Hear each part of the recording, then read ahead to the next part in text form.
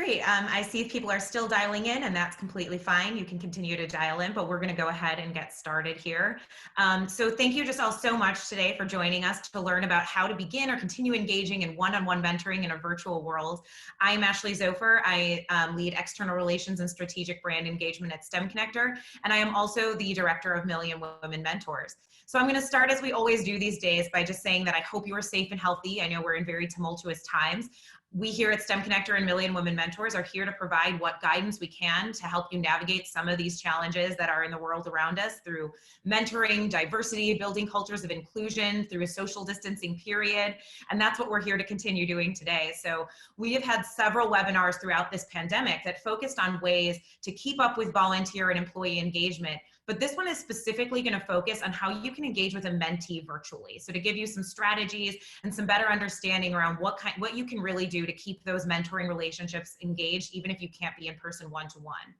So for those of you who are unfamiliar, Million Women Mentors is an initiative of STEM Connector, and it is a movement to inspire confidence in women and girls to pursue STEM careers and leadership opportunities through the power of mentoring. So there are a number of ways to engage with this movement. And so some of them are by becoming an individual mentor yourself, by becoming a corporate sponsor and creating opportunities for your employees to be those role models and mentors in the community that the girls really need. And finally, by leading state efforts. So these state efforts provide an opportunity for organizations at the local level to come together and share best practices and aggregate mentoring efforts that are happening across that state and really use their platforms to amplify the importance of mentoring for women and girls across the state. So today's webinar is actually a result of our state leaders in Wisconsin coming together because they felt that the pandemic heightened the need for connections for students, and they didn't want to lose momentum with their employees who wanted to keep engaging as the mentors in their community. And that's exactly the kind of thought leadership and innovation that we love to see happening across our amazing network of leaders. So we are so excited to build on this momentum today and share knowledge and resources that have real community impact. We have so many crises at hand right now, and navigating those challenges by creating strong, meaningful relationships is key.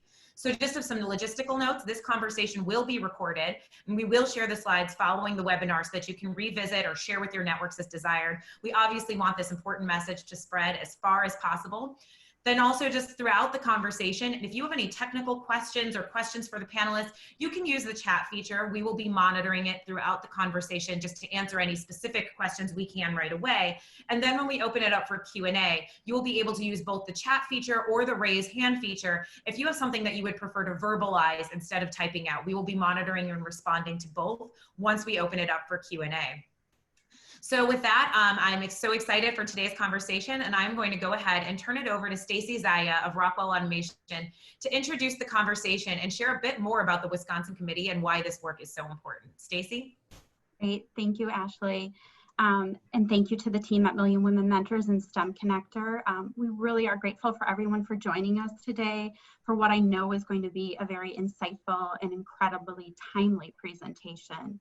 I'm happy to be here today and represent the Million Women Mentors Wisconsin Steering Committee. We're made up of champions from 20 leading organizations in our state. I threw Ashley, I guess I'm throwing a lot of people for a loop here because about just 3 months ago, I actually transitioned from Rockwell Automation to Northwestern Mutual. So I'm proudly on the team at Northwestern Mutual, and I, along with my colleague Molly Schuld, we have the privilege of being one of the co-chair companies alongside Rockwell Automation. Jay Flores and Patricia Contreras lead those efforts there, and Alliant Energy with Julie Bauer leading for our Wisconsin Million Women Mentors as co-chairs. So it's truly a pleasure to be alongside great company within our Wisconsin Steering Committee. Last month, Molly and I were having a conversation with our partners at Million Women Mentors and Mentor Greater Milwaukee, and we were talking about how we could scale mentorship in Milwaukee. And we quickly started that conversation around how can we lead in developing best practices around virtual mentoring. And certainly we felt that this was a topic that we could share across this wide network of STEM Connector, that it would be valuable information for everyone. So we're extremely fortunate here in Milwaukee that we have Mentor Greater Milwaukee, and we have that leadership of Linnell Ramey, who's the executive director from Mentor Greater Milwaukee. And so thrilled that today Linnell is going to bring his expertise and his leadership in this space to all of you.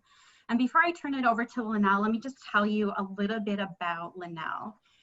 He has been in the nonprofit profession for nearly 20 years. He's worked with organizations such as the YMCA of Metro Milwaukee, New Concept Self-Development Center, the Boys and Girls Club of Greater Milwaukee, and Milwaukee Public Schools. Most recently, Linnell was one of the founding directors of the Department of Black and Latino Male Achievement for Milwaukee Public Schools. Prior to that, Linnell spent 13 years working with the Boys and Girls Club of Greater Milwaukee, serving in roles as executive director, branch director, and area director and senior director of programs. So such extensive work that Linnell brings to us with working with our youth. He's a graduate of Marquette University in Milwaukee, Wisconsin, with a bachelor's in pre-law, criminology, and a master's in public administration. He's also a graduate of Cardinal Stritch University's African American Leadership program. As you can imagine, Linnell is tapped by many organizations in our community to serve on boards. So if I went on, we wouldn't be able to get to Linnell, and I want to turn it over to him for this important conversation today. Thank you, Linnell, for bringing your leadership in this conversation to all of us today. Thank you for being a great partner.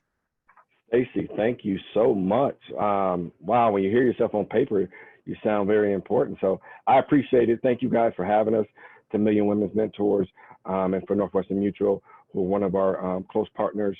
Ashley, thank you very much for hosting this opportunity for us to really speak about Mentor and Mentor Greater Milwaukee and what we do. So thank you so much again. So real quick, I wanted to get an opportunity to talk a little bit about really about the norms of what we're going to do today. So I wanted to make sure everybody understands. I really like to set the norms before we really go into conversation, so we're all kind of on the same page. We're all understanding what we're doing. You know, this conversation really is about you all having some clarification needs. Please ask questions, use the chat box, raise your hand. I want to make sure that we get you the right information and answer the questions you need. So don't hesitate to ask any questions you may have. I always tell people, though, be open to discomfort about new perspectives. I may say some things that you have never heard, but I ask that you just, give them a shot, try them out. Hopefully it meets that need that we're hoping to accomplish when we talk about working with young people, in particular in the capacity of a mentor. And last but not least, you should expect and accept there's going to be some non-closure. This is a 1-hour webinar, right? And we only have an opportunity to do so much. And a lot of times we have to cram information in. So just, expect and accept some non-closure today as we continue to have some dialogue. And I look forward to really speaking to you guys about e-mentoring relationships and what that impact is. So before we really get started into the presentation, a little bit about who we are. Mentor Greater Milwaukee, really our role is how do we uplift and be an advocate for mentoring relationships throughout, not just Milwaukee itself, but throughout this country. So our job is really we provide capacity building for existing mentoring organizations, as well as recruitment services to make sure that there's a caring adult who can really work with the young people through mentorship itself. We also work directly with organizations to provide training so people can eliminate the fear of mentoring as well. We don't want people to think mentoring is this heavy task, as many of you already are aware and know. We really want people to understand the real importance of that. So Mentor Greater Milwaukee, we're still kind of, I say, in our neophyte stage, so to speak. We were launched officially in January of 2019 with 3 founding partners, and that was the Milwaukee Bucks, the Milwaukee Public Schools, and the City of Milwaukee. They really felt the need that an organization like Mentor Greater Milwaukee will offer some value to all the great mentoring organizations that we have throughout our area. And again, our job is really to be that platform that provides ongoing mentoring, training, professional development, and even one-on-one technical assistance. And it really is not just about the big mentoring organizations. It can be organizations who serve 50 kids a year or organizations who serve 30,000 kids a year. We want to make sure all mentoring organizations have the opportunity to have an even playing field when serving our young people through mentoring.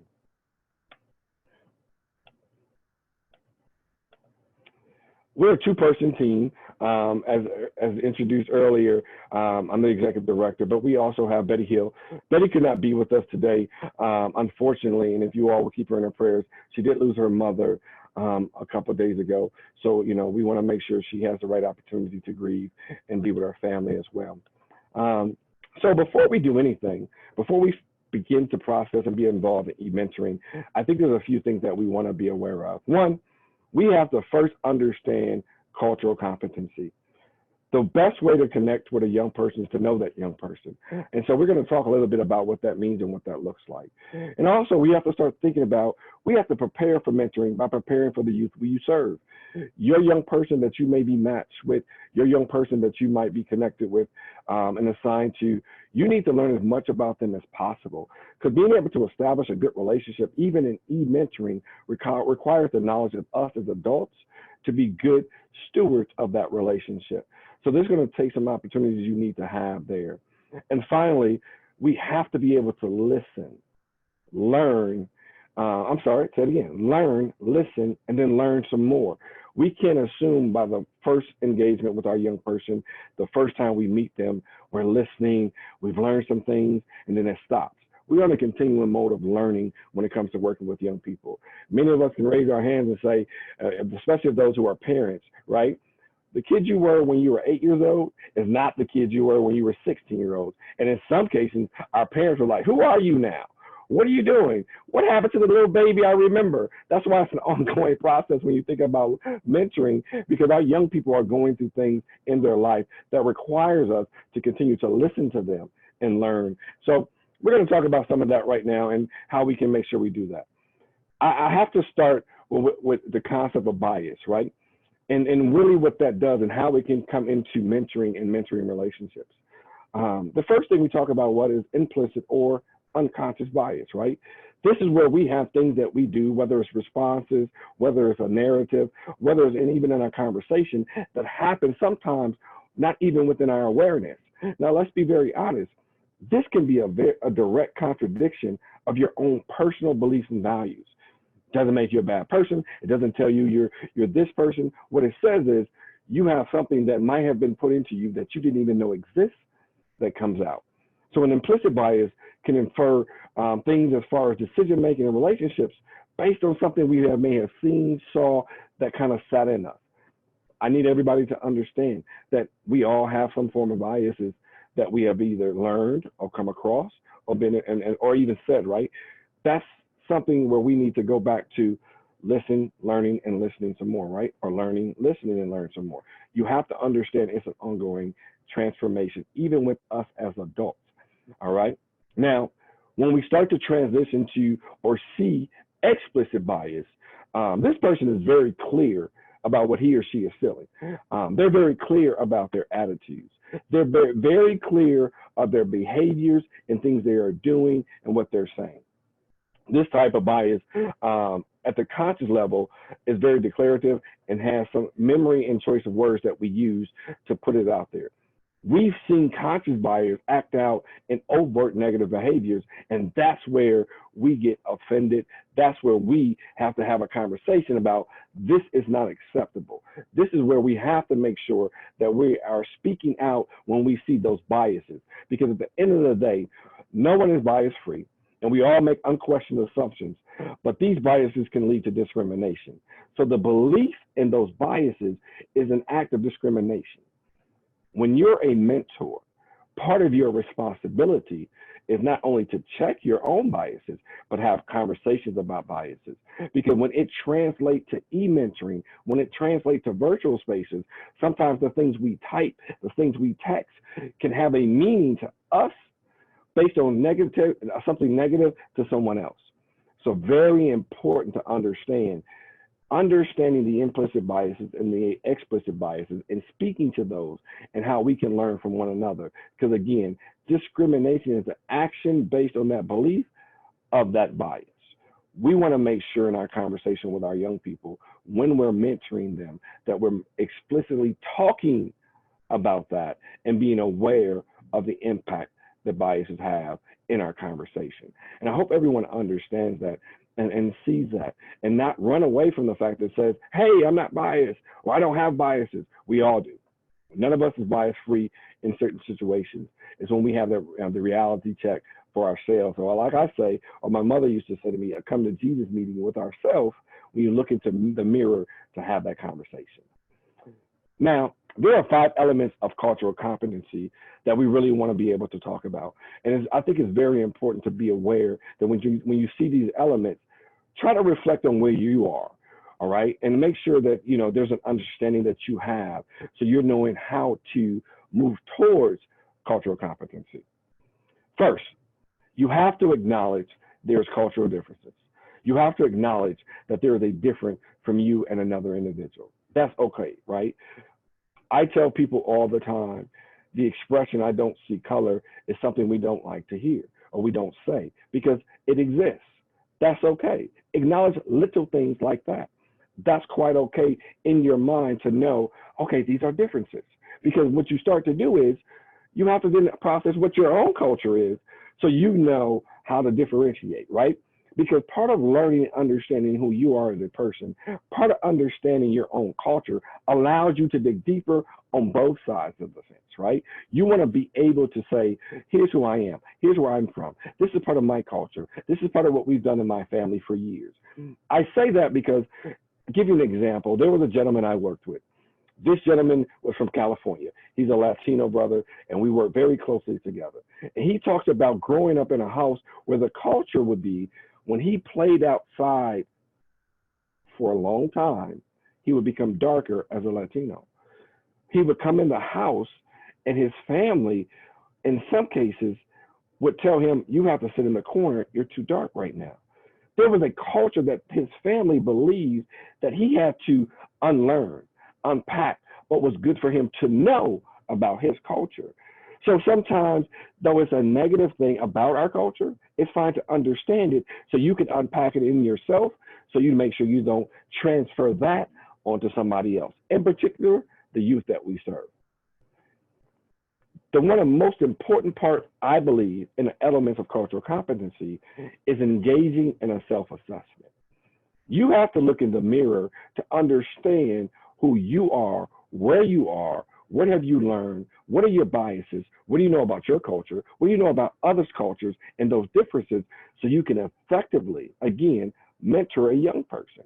Remember, because we're in virtual spaces, because texting, iPhone, FaceTiming is a part now of some of the things we do as a mentor, you want to make sure that you're in a space where you're able to do a self-assessment about all you may see and all your mentee might see in your culture. And you want to make sure that you're able to do that self-assessment so you're able to have the right conversations at the right time and the right moment.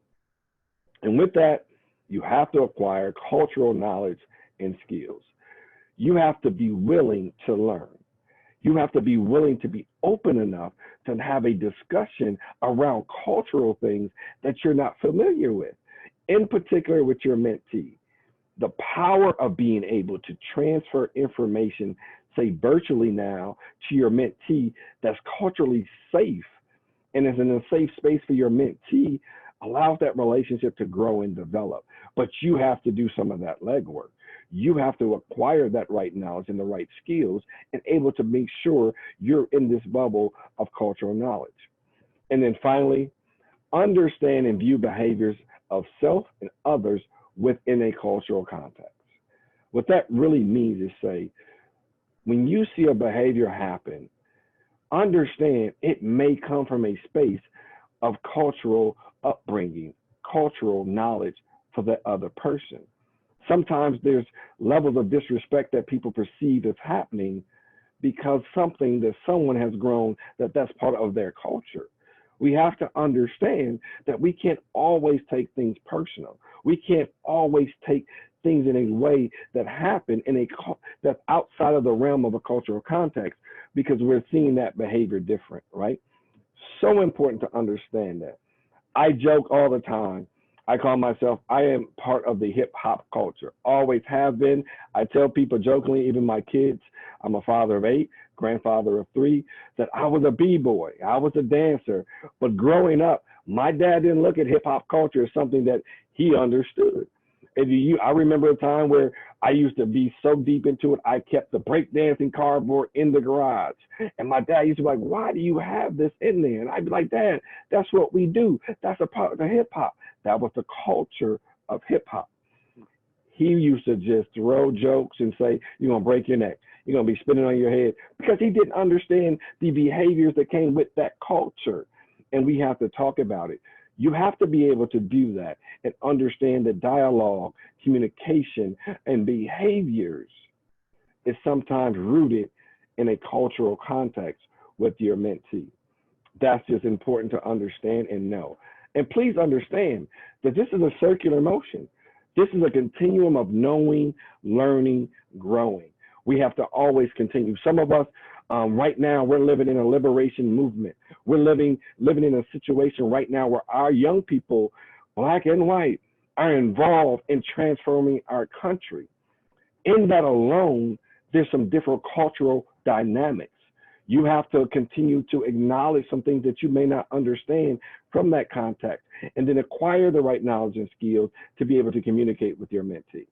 I hope people understand this, and this is a continuum, and these elements of cultural competency are required in what we do. Now, here's the definition of culture. Very simply put, it's a framework in which we visualize or individuals view the world itself. Those factors include everything that we're a part of. Those are factors include everything from beliefs, from values, tradition, even our economic and our social statuses at home. Our education system help make our culture. And it's within those experiences, it's within those cultures that make us have to see, or it allows us to see things differently. And it's very critical that you understand that each of us have different pieces that we were brought up in as part of our culture, okay? And therefore, cultural competency is very simply predicated on two very important words: appreciation and respect for cultures that are different from one's own culture. If I go back and tease my dad about he didn't at times respect my hip hop culture, right? He would jokingly be like, well, I don't spit on my head. Like, Dad, okay, I get it, right? But that's part of the culture. But that's magnified, and think about it from a realm of right now in the essence of this liberation movement that we're seeing throughout our community. It's also about appreciating and respect of culturally why people are doing certain things, even if we don't understand it, even if that's not how we see our culture personally acting or responding. It's very important, that appreciation and respect is part of that competency that we have. Now, mind you, prejudice or bias stem from a set of beliefs involving stereotypes and negative emotions about a group of people. It's a thought. We can't allow prejudice in our conversations with our mentees. We can't allow our biases to impact our prejudice around one group of people. We have an obligation as a mentor to make sure we're saying and sharing this information with our mentee. So again, hopefully this makes sense as we move now into e-mentoring, because e-mentoring encompasses all of that. So when you think about e-mentoring now and later, it allows us a means of contact and touch points with our mentees over and above just COVID-19. You have an opportunity to use e-mentoring to share different ways that young people can see the world. Imagine if you're mentoring a young person who have never left the state in which they grow up, or better yet, never left the city, or how about better yet, never left a 12-block radius. E-mentoring allows you to expand and to have different ways to contact even your young person with different things, right? And that's also being able to allow you to be creative with mentoring. When you're able to build a relationship with a young person, using e-mentoring allows you to break barriers of communication and creativity in ways that expands the mind of a young person that they haven't seen anymore. And that expands that relationship. For example, if you're a gamer and you love to game and you have a mentor relationship and they love to game, e-mentoring may allow you to connect via the game, right? It may allow you to meet your young person where they're at. Or you may be able to share, if you're a poet and your young person loves poetry, you're able to share through e-mentoring ways that your mentee can grow and develop it and that interest they have. Now, let's be very clear. Some of our young people are way more e-savvy than we are, right? They teach us stuff all the time, but let's not confuse that they don't crave social interaction as well. I really firmly believe as you're processing and going into e-mentoring, where's your balance with social interaction? Though we have to remain safe and the safety and the health of our young people are a priority for us during COVID-19, how do we allow that savvy to be blended in a way with social interaction? Can you do drive-bys? Can you pull up to the house, they sit on the porch, you sit in the car, and have a conversation socially interacting? Because our young people still crave it. They still want it. They still have a desire for it. I really firmly believe mentoring is a basic need for our young people. So e-mentoring allows us to continue a relationship, develop a relationship, but it doesn't take away that we have to figure out a way that blend happens. Okay? So what are some structures that we need to have in place for e-mentoring? The very first thing is, please define the roles and opportunities for mentors and mentees in that relationship. When you meet with your young person, whether it's for the very first time or it's now through COVID, and you have to redevelop a relationship using e-mentoring, what are going to be the roles? What are the opportunities within that? What do you think I mean by that? So the roles will be, hey, I'm going to reach out to you. I'm going to share things with you. I'm going to send this as a mentor. Hey, here's an opportunity to even do joint job applications together, whatever it might be. Have the dialogue about what it's going to look like, right? Please define what the goals are for everyone involved, including family. Now, let's be very clear, right? Because when you start to think about communicating with a family and what this is going to look like, do you want mom, dad, auntie, guardian, emailing, texting, joining the Zoom calls too? Probably not, because you want to have that relationship with the young person. But if that's something that you're going to be comfortable with, define that. Make sure those goals are there. Make sure the level of communication exists so families know. Now, this is very important and really is at the top of the list for me. What is the reliable access to the required technology? Please don't assume, right? Know that if you say that we're going to be using phones, does that youth, that mentee have access to a phone that allows that? So just have those things in place prior to you starting, right? Please provide a realistic portrayal of the e-mentoring experience. What we lose sometimes, this is not a replacement of, again, social interaction. So you may be clear that I'm able to do this. We will do this. We're going to have this Zoom call set up. We're going to do this via FaceTime. Make sure the portrayal of what's realistic will occur, right? Now, back to making sure during the realistic portrayal, what is the program expectations surrounding that contact? Are we speaking the same language with the family and the young person, right? And please be consistent. Be consistent, be consistent, be consistent. If you say you're jumping on a Zoom call at 12 p.m., please be consistent with that. And when you jump on it, unlike how we do with our Zoom calls now, we get distracted, we're doing something. Try to dedicate that mentoring relationship that makes sure it's quality, right? We want to make sure it's quality. And please also make sure there's confidentiality with your young person. I get it. We're in a time where many of us are staying at home in shelter to be safe.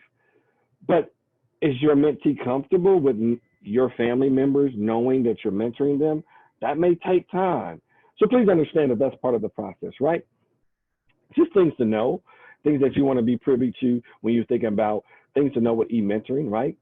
Effective e-mentoring does require high quality interaction and conversations, reviewing communication between mentee and mentor.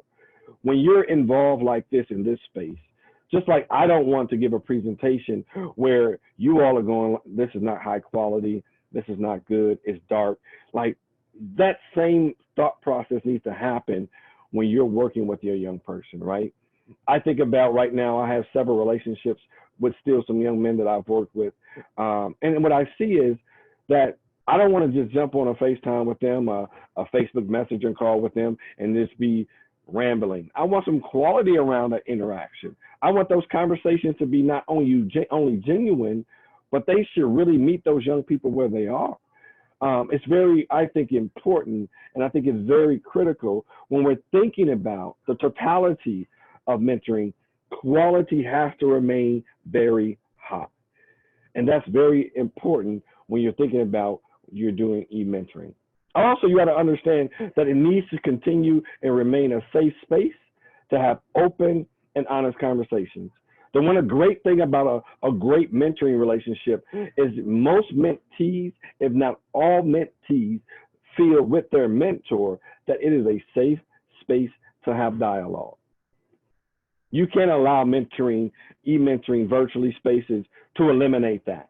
You can't allow virtual spaces to make a young person, quote unquote, see certain things in the background that make them feel like, oh, I can't share this, or I can't say this. I can't send this message, because it's so important. It's such a necessity that when you create the space to do that, that young person knows that they're in a safe space, that what you say to me, how we're communicating, is open, honest dialogue. That goes a long way with building that relationship up to a level where that young person knows when we're done with social distancing that they can still count on you then the same way they counted on you in the virtual space. Please, people, be creative. Don't be rigid. If you're an introvert, come up with creative things. You should still start conversations with some form of humor of some sort, because every mentoring relationship is about fun. It's about fun for that young person. We do a training called Mentoring 101 that talks about what a mentor is and what a mentor is not. And one of the things that we talk about what a mentor is not only a teacher and a friend, but it's someone that they can have this dialogue with and have fun. So you got to figure out ways in e-mentoring to figure out what are some conversation starters. And even if it's via the text way, if that's the way you're going to do your e-mentoring, please use some things like the video games that comes on the phones now that you can do, if that's a possibility for your young person, where you can start a pool game via a text message. Now, if you're going to use emojis and you're going to use certain text language, make sure you know what they are, right? Our young people use emojis differently than we may do, right? They are going to use, certain things that we see as fruit and as food. So make sure you understand that, right? And make sure you know, as you're processing what this is going to look like, you can't just use text messages that you know nothing about, but you should be doing something. Again, we go back to earlier, right? Listen, learn, listen. We want to listen to our young people and say, if they send you a text and you don't know, don't just respond. Be like, what does that mean? What does that say? Don't just send crazy emojis, guys. I mean, I know we want to have fun with our young people, but one of the things that we tell people, what a mentor is not, you're not the cool peer. So you may have to say, hey, we're not going to use that anymore, right? But have some fun. Be creative. Figure out ways to do things that allow a young person to know you're connecting, right? Is there ways to share some fun facts about who you are via text or in the Zoom or whatever it might be, right? So again, interpretation of texting can, lead to miscommunication for us as well as for the kids. Like I said, I'm a father of 8. I have 3 grandkids, and my kids still send me sometimes text message, and I'm scratching my temple. I have to look at my wife and say, what does this mean? And she'll look back at me and say, I have no idea. So we have to, pick up the phone. What does that mean? Or text back, what does that mean? So I want you to understand with e-mentoring and even in Zoom, right? There can be some misinterpretation of what we type in, even the chat box. We want to make sure we don't have that, because we don't want to steer our young people wrong or steer them into a way that may be some misinformation or misinterpretation. So understand what that could be, right? Yeah. It's very critical that there's some type of e-mentoring check-in structure. If you're going to do every second and fourth Thursday, every Monday morning, there has to be some type of consistent schedule and time boundaries in place. The great thing about virtual spaces, of course, is what? It allows some flexibility when a time is considered, because there's no travel time required. You just need to set up shop here, whether it's your phone, whether it's your laptop, your tablets, and that's good to go. But again, we talked about, when you think about quality, we have to show our kids that this is quality and here's what we're going to do. We're going to have this schedule. Now, granted, there's flexibility that we want to be able to have with our young people, because they still have a fluid life as well, right? We want to make sure we're consistent with that schedule and we're on point. I do recommend, if you're going to use an e-mentoring system, you have to have a minimum of at least 2 check-ins if possible. I know sometimes it doesn't work, but I want you to think about it from this context. Let's say you have a structure that says you're going to use texting and FaceTime. and you're sending a text to a kid and that conversation via text lasts 5 minutes. Though that message may be a great 5-minute message, is it impactful enough to carry over? Is it impactful enough that when you're doing just that one text a month, does it really carry that young person through everything they may be dealing with throughout the month? And then finally, you know, if you're the person that's responsible ultimately for the program, if you're the person ultimately responsible for making sure this is an effective tool in your organization for your organization, please do check-ins with not just a mentor, but your mentees as well, at least one time a month. You should be receiving constant feedback on how things are going. I'm gonna give you a perfect example. There's an organization that I partner with that during their program year, they had face-to-face interactions, just like many of you. And so when they transitioned to e-mentoring, what we saw was that the program leader would reach out to the young people because he would notice that when it was time to connect the mentor and the mentee in their platform, the young people weren't coming in, right? They just weren't showing up. And so he had to really diagnose what was happening, what could he do differently, and he really tried to think of multiple strategies. Now, if he reached out just to the mentors, then he may not have heard everything, right? So he had to reach out to both to make sure that there is something in place. So make sure there's an effective and routine check-in structure that's happening to be effective. Now, there are some mentoring programs that are successful. On the left, you see some nationwide things. For example, the Cyber Mentor program, the iMentoring program are platforms that our national office was able to share with us. Cricket Media put together actually a mentoring platform for youth 13 and under. But what we have seen on a local level is even with the kind of these national platforms in place, organizations really had to be very creative. Pearls for Teen Girls, for example, here locally, who mentor just young women, they have over 150 youth that they're working with virtually. The crazy thing for me that they were able to do at a very high level, they were able to now kind of transfer their opportunities past state lines. They now have young women joining their virtual spaces from California, from Arkansas, like from Minnesota, because they was able to expand that, right? Now, granted, when they move back into a space of, say, face-to-face and actual interaction socially in person, the virtual space now allows them to reach other young ladies throughout the month. So it's very good for them to be able to do that. Running Rebels, actually, who was another local mentoring program, was able to use their Facebook platform to provide intimate, private space with the young people they're serving. And I've actually, with them, we've seen them do private Facebook talent shows, private Facebook sessions where young people come in and receive help. Well, this was when school was still in session, but on a tutoring level. Urban Underground has said, you know what? We're going to use text messages and calls. We're going to do daily check-ins with all of our young people, either through text or through calls. And then you have Maroof Center, which is a youth organization that served about 50 to 70 kids a year. Every week, they're hosting virtual spaces. So you have the opportunity to be creative as you want, but you got to make sure you have to find a niche that works for your young people that you're going to use, because we have seen successes in things that we're doing and how they're doing it. Please know that there's going to be challenges. Anytime, in particular, when you're working with teenagers, right? There's always challenges. You need to be prepared up front to deal with those challenges and work through those challenges. Number one, understand some of our young people are going to lack some of the required technology consistently. One of my sons, I joke about it all the time. He's now 25. When I purchased his first cell phone when he was in 6th grade, he has now broken or lost a cell phone every year of his life between the ages of 13 to 25. Now, it wasn't that he lacked the technology, but he lacked it when he kept breaking it, right?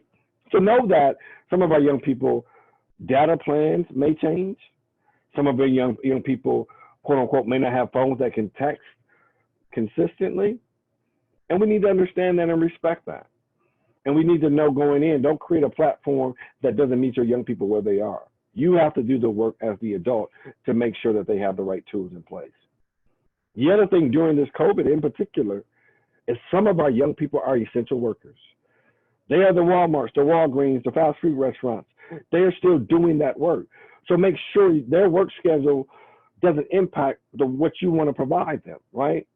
And please don't go into this blindly about family support. Don't assume that every young person may have the right support to make sure that this works. And then be prepared that there may be some overly aggressive families who want to make sure it works, but then they're overstepping boundaries. Because remember what we talked about earlier, establishing a basis for the involvement, right? I always say, understand and respect hard to reach youth. We are officially in summer now for some of our youth. Even though we're in COVID, some of our young people still do what? They still go to parks. They still go to auntie's house. They still go to a friend's house. All right. So this still may be tough for them to reach them.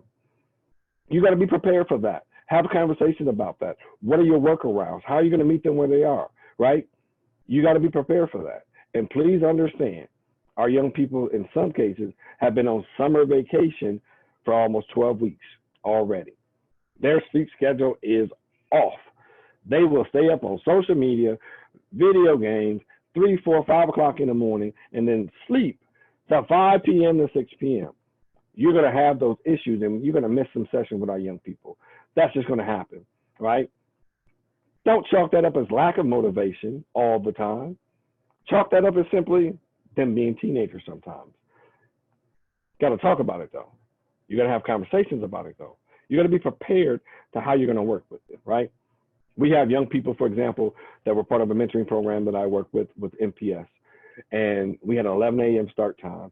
And some of the young men I mentor personally, I would tell them, hey, man, don't forget, 11 a.m., we're on the Zoom call.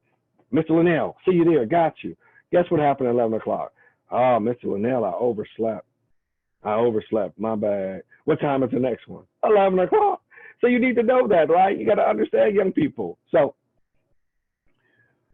let's make sure, too, that we always, when you're thinking about security and confidentiality, young people's safety is first and priority. If you're moving into an e-mentoring platform, what are your permission slips look like? What are your consent forms that are needed? Are we using the right language? Are we talking about the things very specifically that protects our young people? Have a conversation about, should we have our attendees wear earbuds if possible, right? We want to make sure that our young people are able to conversate with us in a safe way. We don't want them sometimes having to have conversations in a public space about things that we want to make private. All of our attendees, we should want to ask, can we make sure they're in a private room to have those open dialogues? But we all know that that's not always possible. They're not always able to do that. Because if you're about building relationships, there's going to be that safe space conversation that needs to happen. So that's why sometimes we ask for the private rooms. Some of the other things we might talk about is, do we have the videos on? Are we requiring that? Do we want to be able to see each other? Because guess what? We want to make sure they're okay. We want to make sure things are all right. We want to be able to have that interaction, at least visually, with our young people. Now, this one is important because you need to have conversations as an organization. Is it okay to record the conversations? You know, if you're using Zoom, for example, are you enabling every time record feature? Now, organizationally speaking, some young people, they may back up and not want to have safe space conversations if they know they're being recorded. But in the same breath, in order to protect them in conversation, we might want to record it to ensure the right things are being said. We want to make sure that everything from chat spaces, all of those good things are allowable before we venture off into e-mentoring. Our young person's safety is very important. If you're going to be group mentoring, you might want to disable the chat because you don't want the kids to talk to each other, right? That might be something you have to think about, talk about, and experience, because if they don't know each other, do we want them sharing information? I mean, we can record chat rooms, so that might be your out, but you might have to have those conversations about security and confidentiality. Now, here are a couple high-level tools from our Mentor National Office that you can look at. Please take a look at it. You can go to mentoring.org to get more information. But these are some different platforms you can use. But of course, things like Zoom are platforms that we have available to us. And you just want to be able to know what exists. You might create your own. Microsoft Teams, for example, is something that people are using for platforms. Zoom, Google Classroom, there's just a different way. Even with iPhones, you can do up to a certain amount of calls or FaceTime. So there's different ways for us to do different things. But just do your research, what meets your organization and what meets your mentee relationships. And finally, I just want to say this to you. Respect the process. Understanding mentoring is a process. Don't get caught up in the product of a mentor. If you're truly going to be an engaged mentor, whether in e-mentoring space or face-to-face, respect the time it takes to develop, right? Because all relationships take time. Mentoring is a relationship that we want to make sure you know is going to take some time, some respect, and finally some understanding. That is critical. And let me be clear. I share with people all the time this, and I call it the kitchen cabinet. Your job as a mentoring, as a mentor, is to help establish a kitchen cabinet. So what's a kitchen cabinet? Right now, if we went in everybody's kitchen and we open your kitchen cabinet, you have a spice cabinet. In that cabinet, you have a variety of things. Some of the things you use on a regular basis every time you cook. Salt, pepper. For me, it's smack your mama Cajun and as well as garlic powder.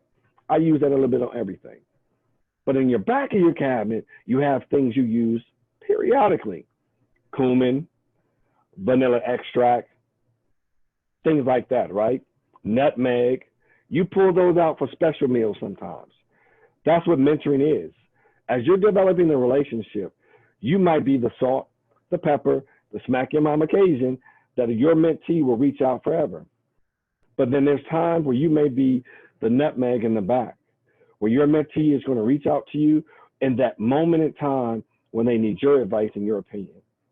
Understand that's part of the process here. Some of us on this webinar right now have mentors who we met 20 years ago that we talk to every week. Some of them we met 20 years ago, we talk to once every couple of years. That's okay.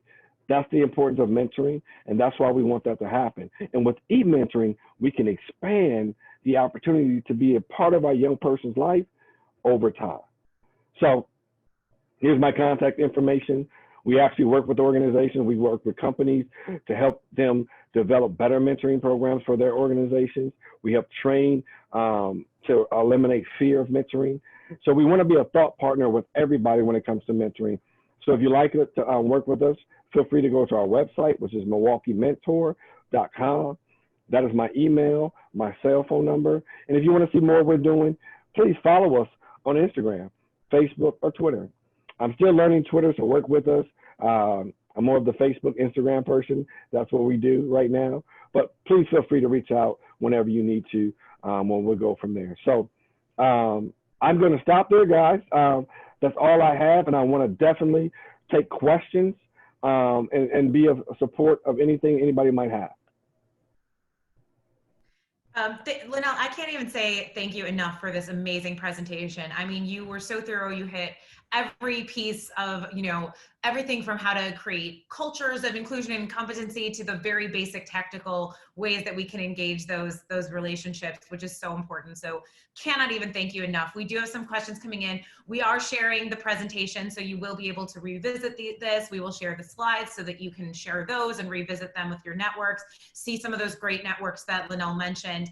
But does anyone have any specific questions for Linnell to actually answer about anything that he just talked about? You can use either the raise hand function or the chat function.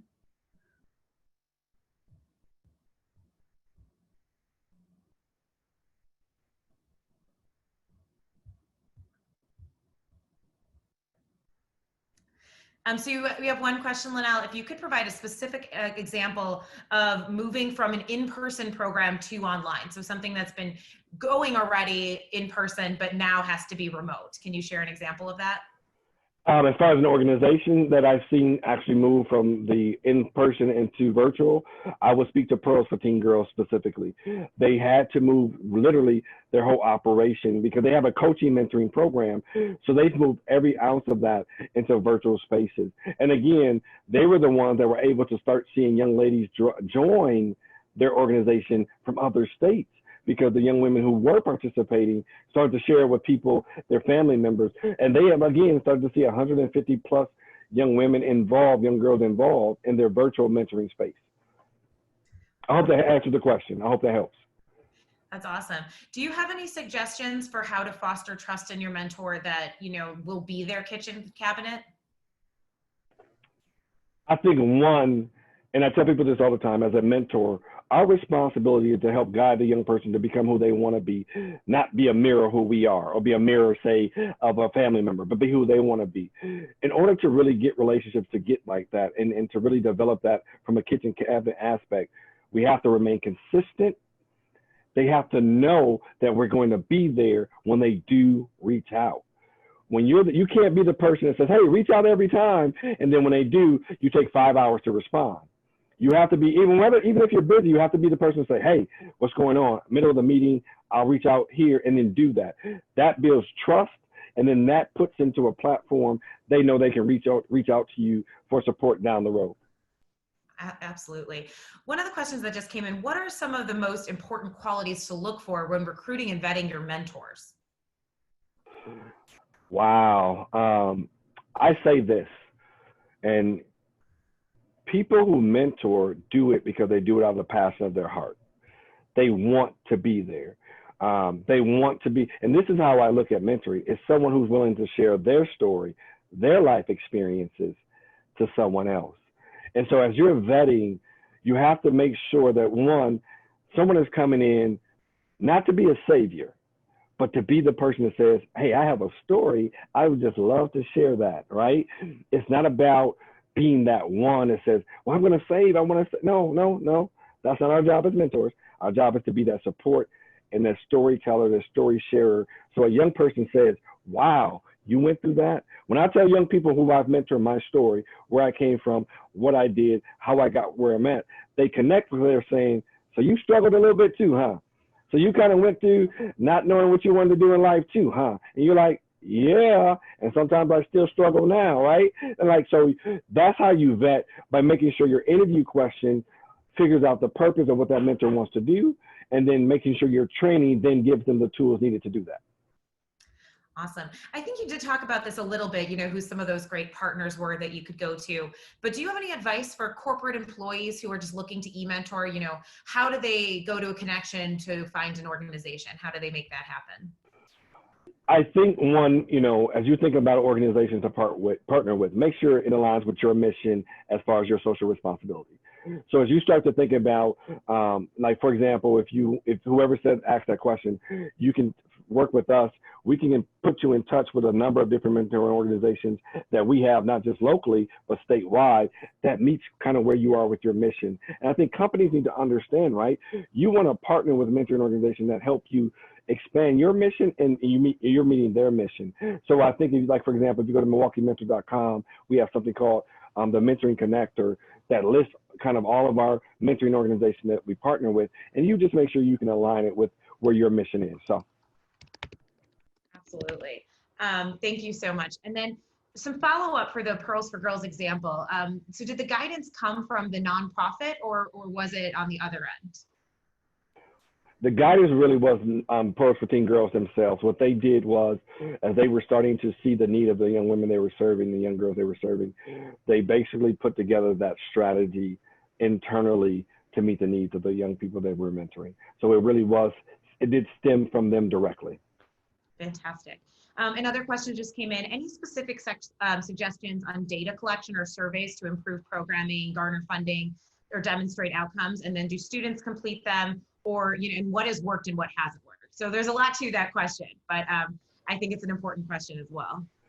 let me be very, I think, vulnerable with you guys today about data, right? Um, a lot of times we want to get caught up and see things like mentoring does this percent of time, but life data works just as much. A journey for a young person at the age of 8, 9, 10 years old, 14, 15, 16, is them just one figuring out a way how to speak up for themselves. Doesn't mean their grades may change. It may not mean they're going to do anything else other than that, but gain a little bit more confidence on who they are. So life data works. So really it's about trying to figure out how to get questions answered for your mentees around just their feelings. And I know people don't like to hear that, right? And funders sometimes really don't want to hear that because they want to say, no, kids are going to graduate at 85% more, and I'm not saying that that's not what we work towards, because data has shown us that when a young person has a mentor, they're like at least 56% more likely, for example, not to skip a class. But guess what? They're still going to skip class 44% of the time, right? So how do we continue to figure out what life data is? How do they feel about themselves? Do they feel more empowered to do different things, i.e. go to school more often, speak up for themselves, and talk about their life goals? Absolutely. I think that's so important. I think we have time for one more question. And somebody asked, do you have advice for corporate employee mentors who had been working with students in schools? And then in particular, do you have any examples of schools who, even though they've obviously gone to online learning, have been able to continue some of their connections with corporations for mentoring programs? I know that has been a tough part for companies, but there is an organization here called the MKE Fellows that partners with corporate America to work with mentees. And what they were able to do, and the same thing with another program called All In Milwaukee, what they do is make sure there's kind of a consistency of communication with both sides. Because remember, e-mentoring, though it's not new, the way we have to do it now is so new. So I think there's just really the corporation working intensely on saying what's going to work best for the kids, right? And in particular, the college level kids, that first generation who was depending on that mentor for guidance, and now we're all kind of scratching our temple. So like that was some examples of organizations who were able to do that, but they were able to say, what are the needs of the young people and fill that need in order to move forward. I hope that answered the question. I hope that did. Thank you so much, Linnell. And I know if people still have additional questions or want some more clarity, Linnell, I know you're happy to answer those questions through email. And like we said, we'll share the slides, which have all of the contact information available. So I just want to thank you so much, both to you and Stacy, for getting this together, for being so thoughtful in the information that you shared. This is such an important conversation, and I'm so glad that you were able to join us today and to talk about this work. I know I'm so grateful for, learning even many new things despite being part of a mentoring organization all these years. So thank you so much. And thank you everyone else for joining this conversation. We hope that you're feeling confident in your abilities as a mentor or a mentor program leader to continue these mentoring experiences across virtual platforms and ensure that you're having real connections and real impact. If you are interested in learning more and having more content like this, we are going to be having our Million Women Mentors Leadership Circle webinar on July 15th. So that's going to be an opportunity where we will feature leaders across our network, just sharing some of the ways that they have responded to the many crises at hand to continue their focus and impact on women in STEM, women of color, reaching underrepresented communities. And so those will be some things that we will share on July 15th at noon. And we're also going to be having a Twitter chat on June 25th, focusing on summer STEM resources. So we hope you can join both of those conversations. If you don't already subscribe to our newsletters, that's where you can see some more information, more details. We'll be continuing to promote those and give you opportunities to RSVP. You can visit either of our websites, stemconnector.com or millionwomenmentors.com to get more information about that. But thank you so much again. All of us are happy to continue these conversations. We certainly hope that you reach out with suggestions, ideas, feedback, anything to help us keep making sure that these programs are useful to you. And I want to just thank you all, and once again, wish you all well and stay safe and healthy. And thanks again to both Stacy and Linnell.